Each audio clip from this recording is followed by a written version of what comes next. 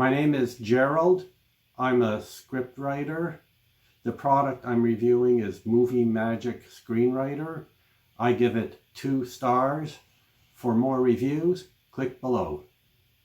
Before I used Movie Magic Screenwriter, and this goes back 25 years, I've been a screenwriter for a long time, I just used Word with a program called SmartKey, which helped adapt it into a screenwriter program.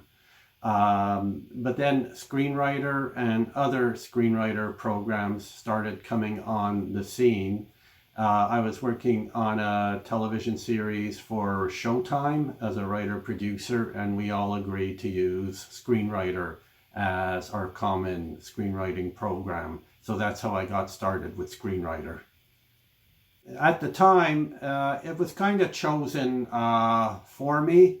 The production manager wanted all of us to be on the same screenwriter program, which is very common in writing series, and that was a new program on the scene at the time, and so that is the one that sort of selected for me, and I kept it and kept using it for the next 15-20 years actually. It's moderately easy. There's a few simple commands which you have to learn, really only about 4 or 5, which can get you going. And then there's a million other commands built in, which, bring up all kinds of other functions of the program. You wouldn't believe a screenwriting program could be, very complicated, but it can be. It can have a whole lot of commands, and you can do a whole lot of different things with it. I wouldn't have a very high recommendation because since the time when I first started using Screenwriter, a lot of other programs, especially Final Draft, which has become the de facto default program for professional screenwriters working in television. And a problem that I found with Screenwriter, although it's a very good program actually, it has not been updated in over 10 years.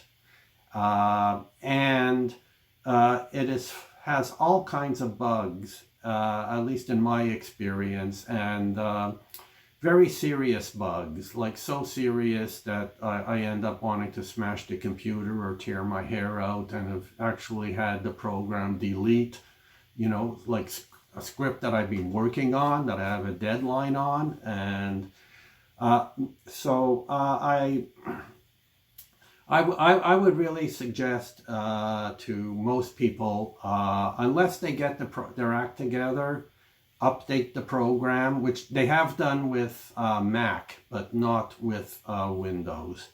Unless if you're a Windows user, I'd really suggest updating,